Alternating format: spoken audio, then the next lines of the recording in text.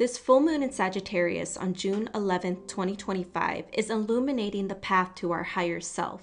But how do you illuminate and see the path to your higher self if you feel like you've lost your light, your inner compass, your spark? Believe it or not, I understand how you're feeling. So in today's video, we're going to be transparent and have a heart-to-heart about it. And we're going to talk about the energy of this full moon and how to use this energy to initiate your elevation into your highest timeline for the remainder of 2025. Hola, my beautiful souls. Welcome back or welcome to my channel, where we merge the cosmos with self-development to become our highest selves every day. If that sounds like something you're interested in, don't forget to like, subscribe, and hit the bell. That way you don't miss future videos like this one. And you can follow me on social media platforms by following the links in my description.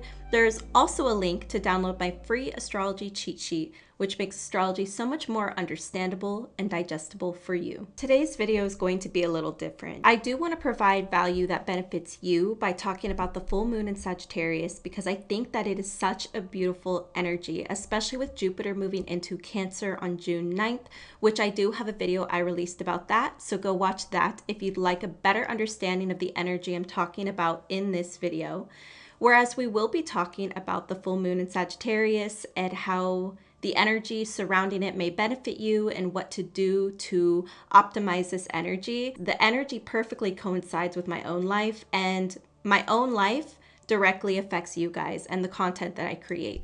And I wanted to have an honest chat with you all about my life, about where I'm headed, and about recent revelations that I've had regarding myself and therefore how I've been showing up on my social media.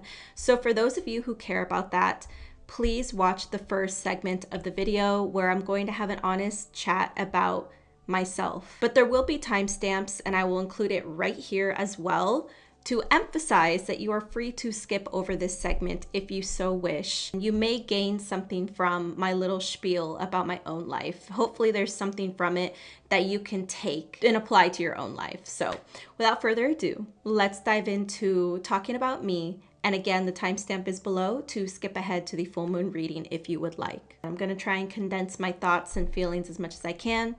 But if you do want a video that expands on this feeling and how I've been grappling with it and moving through it, then please leave a comment, like this video so I know. Basically, I recently had a revelation about myself, a very huge revelation. For those of you who don't know, I am completing my Saturn return because I have Saturn in Pisces. As you may know, Saturn just entered Aries earlier in May. And again, I have a video on that if you want to go watch about that energy and about what Saturn returns even are. I also have a video about Saturn returns. But I just completed my Saturn return.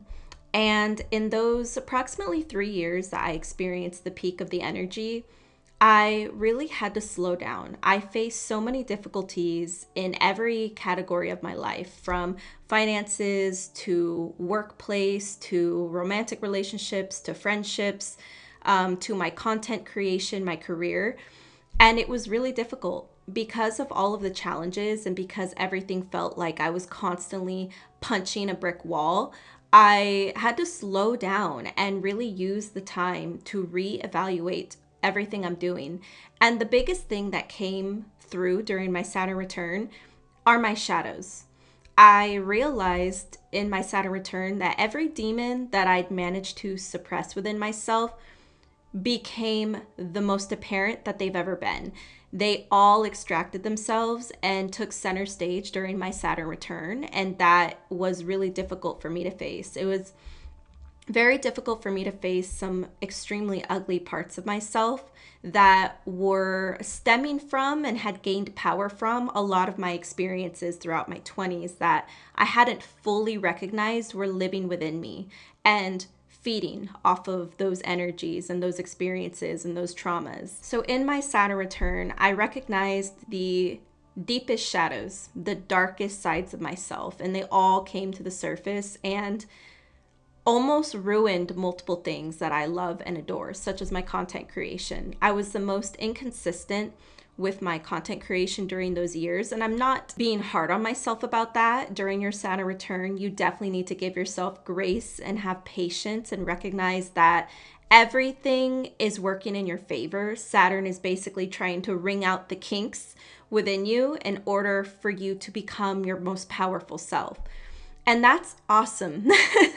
During my Saturn return, I gained a lot of insight to myself, and I gained so much grit. When I was younger, I always had a fire inside of me, but I had become so afraid to express it. And the people pleasing part of myself, the passive part of myself, kind of took an unhealthy lead in how I managed situations and how I handled myself. Because of that, I became a doormat in a lot of ways. I'm also a very understanding person, so I understand everybody's perspective.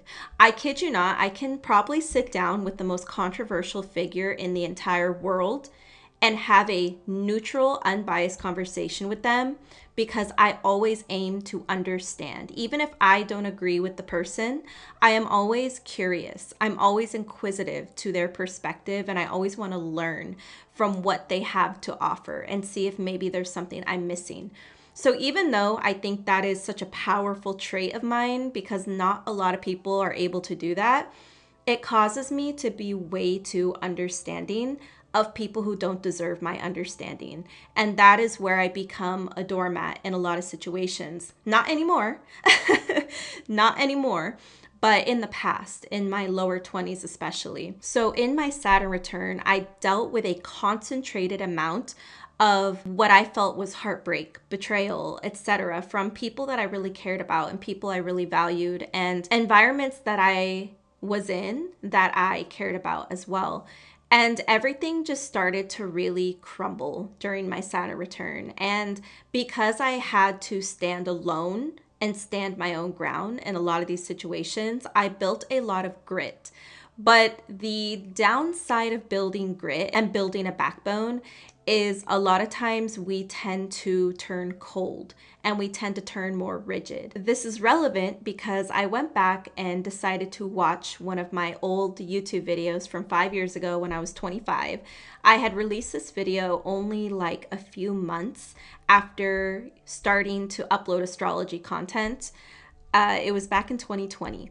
And this video is now at 330,000 views. And I wanted to go back and examine this video. I wanted to examine myself, maybe learn something from myself, see what I was doing in that video that maybe people were resonating with, because I have felt so disconnected in general from everybody, from my personal environment, from my online environment. I have just felt very disconnected. And even though I am proud of the knowledge that I spread, the messages that I spread, and the work that I do, it felt a lot more cold and a lot more rigid and taxing to create than it used to. And I didn't know exactly where that was stemming from.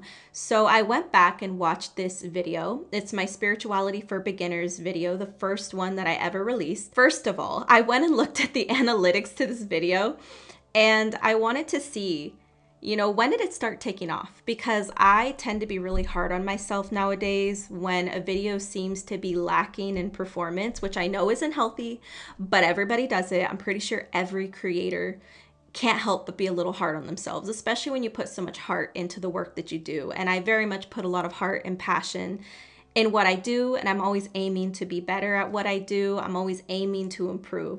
So when something is lacking, it definitely it's hard not to take it personal. So I am hard on myself now when my videos seem to be lacking after a week of being uploaded. And so I wanted to look back at that video, which I released, I think, in August 2020. And I had started uploading on YouTube again in April of 2020. So it was only a few months after that. I looked at my analytics and I ran the mouse over the progression of my view count. In the first day of uploading that video, that is now at 330,000 views, by the way. In the first day of uploading that video, I got I think 20 something views, but it got some really tiny amount of views. And after a week of this video being uploaded, it didn't even reach 100 views. To see this video that is now doing so well on my channel, to see how it performed in the first week and how badly it was doing in comparison to my videos present day was a wake-up call in and of itself, because that video didn't start taking off and becoming viral until like a couple, like 2.5 months after it was uploaded, which says a lot. So that was kind of a nice little creator reality check. But on a personal level, when I watched that video, the thing that I immediately noticed is I had a lot more warmth and heart and like an inner light and kind of an inner softness that I was sharing with you guys that created this warm magic to my videos. And don't get me wrong, I still get people who tell me that I'm very calm, serene, down to earth, and they feel connected to me through my videos because of that. But the type of calm and serenity that I was showcasing in this older video is just different. And I can tell because I am myself, and I can tell in that video that I have a certain light about me and a certain lightness, actually, that I tend to lack now. And that was something that actually made me kind of sad, because to face that and to recognize that was not easy. It was difficult. This is where my epiphany came in, because I realized that that is one of the things that I lost. Creating with the heart that I had back then, it may never be possible again because I have evolved, and I definitely believe I've evolved for the better. I needed to build the grit and the backbone that I have now. However, it's trying to find a balancing act between having grit but not being cold, having grit but still being warm, being powerful and tough, but also having the ability to be warm and soft as well. I started to question myself so much from the personal experiences that I had. I started to wonder, why would anyone want to engage with me? Like, people in real life clearly like receive me a certain way. And I just started to feel so overly misunderstood. And that bled into my online performance, my online presentation. I didn't fully realize that that was happening, but it's like every personal experience I had that hurt me, made me feel betrayed, etc., chipped away at my inner confidence in who I am. And I started to question myself in everything I do. So my content started to become much more of a shell of what it used to be. It still provided so much education and so much good knowledge, but me, myself, I was a lot more cold, a lot more rigid, more worried about structure, more worried about the logical aspect of everything rather than feeling and flowing and being more radiant like I was in my past videos.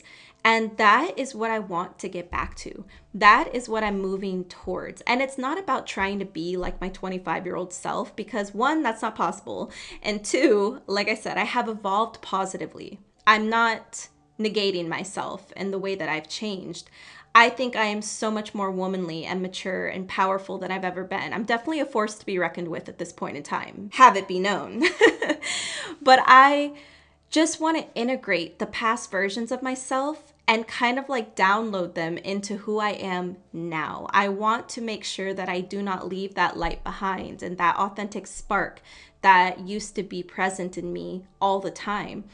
I want to make sure I'm doing what I need to do to stay connected to that, because I refuse to let life pass me by and let my experiences make me more cold and empty and bitter as time goes on, especially if it means I cannot give you the engaging, heart-led content that I want to give you guys. I think I'm going to make a video more so about how I'm pivoting my life, how I'm pivoting my presentation here on social media, because there are going to be some changes. There will be some changes when it comes to my content. I will still be doing esoteric content, but that is not going to be the primary focus all the time, and it's going to be more integrated with my lifestyle and who I am as a person and how I live my life, my daily rituals, etc. So that's a little, just like a little teaser for what's to come in my content in the future. But I just wanted to kind of give you guys an update on where my headspace is at. If you also feel like you've lost your spark and life has made you more empty and bitter, cold and rigid, and you can relate to that sentiment, then definitely stay tuned, because I will have I will have content coming out for you and for me. It's going to be content that's fulfilling for me and hopefully fulfills something in you too. Okay, take a little sippy sip of my iced coffee. Now that we've gotten that little heartfelt talk out of the way, I want to talk about the full moon in Sagittarius because this energy is beautiful in my opinion. It is so, so beautiful. And I think we need to really take advantage and optimize on it. And I'm actually going to be releasing a mid-year reset video this month that heavily revolves around the energy, the strong Jupiter energy happening in June. So stay tuned for that video because that's going to be really valuable and coincide with this energy heavily. Speaking of Jupiter, we have Jupiter moving into Cancer on June 9th, 2025. And I, again, have a video on that you can go back and watch so you can better understand this energy as a whole and the energy of June as a whole. But Jupiter moving into Cancer is such a beautiful, like sparkly energy in my opinion, where Jupiter is moving into the motherly sign of Cancer, the sign ruled by the moon, the sign that rules over the fourth house in astrology, which is the house of the inner child, the home environment growing up. Jupiter is the planet of expansion and higher knowledge, exploration, etc. And it also honestly has a lot to do with spirituality too. Jupiter has a lot to do with our spiritual connection to ourselves and how our experiences in the world download into our spiritual connection to ourselves and form our spiritual beliefs. So there's going to be a heavy spiritual energy in June because of this transit and because of this full moon peaking in Sagittarius on June 11th at approximately 3:43 a.m. Eastern Standard Time. Whereas Jupiter is all about expanding ourselves outwards, going out into the world and actually learning from experience, actually seeking knowledge through experience and becoming more wise because of it. Cancer and the moon are much more inward energies. They're the energies that tell us to go within and search our emotional landscape for deeper knowledges, for deeper knowings within ourselves or shadows within ourselves that we maybe aren't completely aware of. And when we're dealing with Cancer energy and moon energy, we're heavily talking about the mother and the inner child because the moon is the mother, and again it rules over the fourth house in astrology, which is the house of the inner child. A big focus with the full moon in Sagittarius coupled with Jupiter moving into Cancer right before the full moon peaks in Sagittarius is a focus on exploring the inner child. I know I talked about this a lot in the Jupiter and Cancer video, but I need to re-emphasize it here because it is so vital that you explore the inner child, you regain your connection to who that inner child was. For me, looking at old pictures of myself when I was really young and seeing my demeanor, seeing my attitude, seeing that little light, that spark inside of me. And this goes back to the spark that we were talking about, losing that spark and regaining that spark. I heavily believe that a huge pathway to regaining that spark that you feel like you may have lost is to reconnect to your inner child. And I know you hear that a lot, and a lot of people are like, oh, just keep a picture of your inner child on your screensaver or go do something fun and playful or whatever. But it's deeper than that. It's deeper than that. When I say reconnect to your inner child, I mean really reconnect on an emotional level, not just on a physical external level, on an emotional level. What is something that your inner child genuinely enjoyed doing when you were between the ages of 5 to 12 years old? What's something you genuinely enjoyed doing that made you happy and there was no rhyme or reason to it? Reintegrate that back into your life, whether it's daily or weekly. Do something that feeds that spark, that light, because the inner child is what feeds that spark. It is the foundational core essence of our soul and how it shines from the inside out. When we lose connection to that core essence of our soul as life goes on, because life taints us, we literally call it life tainting us because it is taking that light, it is dimming that light. If we don't maintain this connection, we don't cultivate that relationship with our inner child, we continue to go on throughout life losing the connection to the inner child, losing the connection to that spark because we continue to dim our light based on the experiences that we have had. We can't help the experiences that we endure. Life is full of enduring, yes, but it is up to us to continue to work on cultivating that relationship. It's just like a romantic relationship. You cannot just let the relationship die as chemistry dies and romance dies. You have to work on cultivating that relationship and keeping that spark alive, keeping that light alive in the relationship. The same thing is true with your inner child. You are going to open up pathways that allow you to better understand what it is that you need in order to nourish that inner child and nourish that light within yourself. Facing your inner child is potentially one of the hardest things to do also because it's facing an inner truth. It means facing all of the shadows and going up to bat with the shadows that you have developed for the sake of trying to reconnect and protect your inner child. Because the way that I see it, I have like a visual coming through my mind right now, but I see my inner child, like whatever your inner child may look like. You see them in a distance and it looks kind of dark, and there's these like dark shadow silhouettes that almost look like Dementors. They're called Dementors, right? From Harry Potter. They look kind of like that, and they're surrounding your inner child. And you can either look at that and go, yeah, I'm not going to face them, and continue to suppress and then run away, which is probably what you've been doing. Because a lot of times, listen to this, I'm about to blow your mind. A lot of times we consider the highest self, the most elevated version of ourselves. We imagine some sparkly, glowy version of ourselves that looks physically different, that has like this abundant life, whatever it looks like for us. But honestly, even though we envision that as our highest self, we can't get to that without getting to the inner child first. The inner child is our original highest self. Think about that. That's crazy. The inner child is our original elevated self before the world dimmed us or tries to dim us and taint us. Your first step in getting to that elevated version of yourself that you imagine is to protect your inner child from those shadows. And not just protect, but embrace those shadows. Learn what specific tactics you need to use to nourish those shadows and get them to move away from the inner child so you can reconnect with it. Shadow work will be a huge theme at this time. So something I'm going to start doing that I even did today, this morning actually, is getting back in touch with heart-opening meditations and really connecting with my heart and making sure that I'm keeping my heart chakra open. Because a lot of times the world really damages our heart chakra because we start to close it and close it and close it more. But we create so much from the heart. The heart is such an important portal for so much magic to happen in our lives. So I'm gonna do heart opening meditations daily and repeat certain mantras to myself. Like I actually have a mantra. Let me find it really quick. It's a mantra that I am going to repeat to myself daily.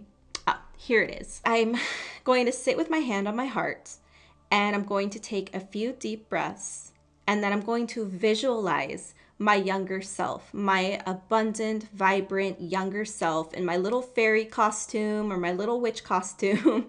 And I'm going to repeat the mantra to myself. I honor all that I have learned. I honor my strength and I honor my grit. I now welcome back my light, my warmth, my heart, and all of my new wisdom. And then you really feel that and you smile to yourself like a genuine smile, not like a little like a genuine a genuine smile. Really feel into that feeling of imagining your younger self and feeling like your younger self is like joining into your body with you and integrating themselves into you. And something about that feels so warm and light. It feels like I'm giving myself a warm hug by doing that. But practices like that are going to help reconnect you with the inner child. And it's essential that you take on some form of shadow work. I highly encourage shadow journaling prompts around the inner child, such as what is something about my inner child that I admire? What is something that was empowering to me when I was 25 years old or 20 years old? Maybe there's an era of your life where you felt like you were thriving. What is something you were embodying at that time? What is something you could go back and advise to your younger self to give them advice about the hardships of the world. This might be a great way to vent the situations and the traumas that have happened in your life that have disconnected you from the inner child. Promoting conversations with yourself to connect with that inner child. Promoting conversations with the inner child. Imagine when you're journaling that you have your younger self in front of you and you're able to actually have a conversation with them. What is it that you would say? What is it that you would want to ask them? What do you think it is that you would learn from them if they could speak to you? In the same realm as that, a positive journaling practice, one that's not so heavy, that I think you should also incorporate for this full moon and for the rest of June is gratitude journaling. Jupiter and Sagittarius are quite optimistic energies. They are considered the abundant, lucky energies of astrology, and they tend to always be looking towards the higher vision and the higher goal, which can often give them an optimistic outlook in general. Because of that, we need to embrace the attitude of gratitude. That is also why the heart opening meditations are key here too, because Jupiter and Sagittarius are very warm, abundant, thriving, glowy energies, in my opinion. So we need to embody that energy into ourselves and really doing things that open our heart and open our warmth and open our softness, I think are key to this time. So having a gratitude journaling practice, what I like to do is just in the morning, within the first hour of waking up, I go in my journal and I write, today I am grateful for, and I list 3 to 5 things that I'm grateful for in my journal, and it makes a world of a difference. And don't just do like some super shallow gratitude list. No, really dive in. Like, actually, I'll read to you what I wrote today. Hold on, let me go get my journal. Please hold. Okay, I've got my handy dandy journal. June 2nd, 2025 at 6:54 a.m. Today, I am grateful for 1, my noise canceling headphones that allow me to immerse myself into music, subliminals, and meditations. 2, my ability to breathe with ease. 3, having a warm, comfortable, safe bed to write this from. 4, the sun shining today rather than it being cloudy or stormy. 5, the health of my family who I love so much. And I actually wrote 6 of them instead of just 5 because I just felt this in my heart and I needed to write it. But number 6, for my 44,000 beautiful subscribers that are devoted and resonant with me. That's you. I want you to really tap into your heart space and what gets your heart going. Those are things that provide me comfort, give me inspiration, provide me love that I wrote about in my journal. So opening that heart space once again through a gratitude journaling practice, I think will be very powerful for this. Another more spiritual practice I think that you should start incorporating and that I am already incorporating back into my routine is visualization meditations. I will link my favorite one down below for you, but it's the one that I used to use every day during the pandemic.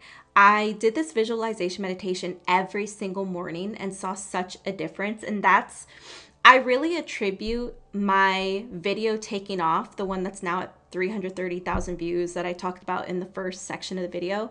I really attribute that video taking off partially to the spiritual practices I was doing at that time. And this meditation was a huge one. I did it every day for months on end. So a visualization practice is key because Jupiter is one of the daydream planets. Yes, Neptune is the ultimate daydreamer. Neptune and Pisces are the biggest daydreamers. They're the ones that really get lost in the clouds. Jupiter, though, is the original ruler of Pisces. It is the original daydreamer. The only difference is that Jupiter is more action-oriented than Neptune tends to be. So Jupiter still has more of a physical realm connection than Neptune tends to, but it is the visionary. It is probably the primary visionary of astrology alongside Sagittarius. So having Jupiter move into Cancer, then having the full moon peak in Sagittarius, there is a strong visionary energy here. Strong manifestation potential too, because these are the primary manifestation energies in astrology. So if you practice visualization meditations and really practice getting yourself into the resonance of the life that you dream of getting yourself back into the resonance of your spark, living more radiantly, living more free-flowing with more life, more vitality, because you're reconnecting to your inner light and cultivating that relationship to your inner child. These visualization meditations are going to be very beneficial in bridging that gap between the kind of cold, rigid way you might feel now and how you want to feel, how you want to get back to that warm, radiant version of yourself. Last but not least, we can't talk about a fire energy without talking about movement or dance. Definitely having fun with physical movement is key for Sagittarius energy, and it can really get the emotions moving through you in a healthy way. The full moon is a time of releasing emotions, releasing the old so that way you can step into the new. With this full moon, we're stepping into the new era of who we are, the more embodied, radiant, warm version of who we are now. One amazing way to do that and one amazing way to get that energy moving within yourself and to get the emotions to have a healthy outlet is movement or dance, but especially fun movement, whether it's like some type of sport activity that you really enjoy or whether it's dancing, which dancing is just fun. Turn on some music and just in the morning dance to some music and really embody yourself. Don't worry about how you look. Nobody's watching you.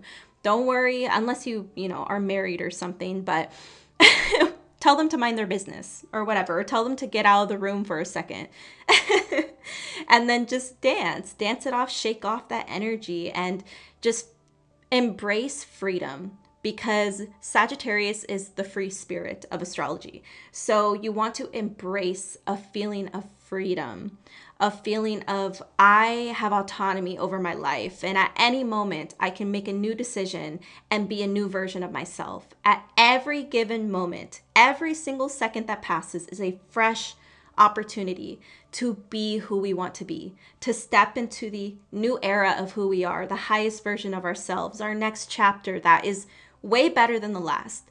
That is the type of energy Sagittarius inspires. And this full moon alongside Jupiter moving into Cancer is chock full of it. And if you do even at least one of these steps, and if anything in this video is resonant with you at all, please hold on to that and do not miss your opportunity to use this energy to step into your new era. We are in this together. Thank you so much for listening. But until I see you in the next video, do not forget to like, subscribe, and hit the bell. And again, stay tuned for my mid-year reset video. Adios.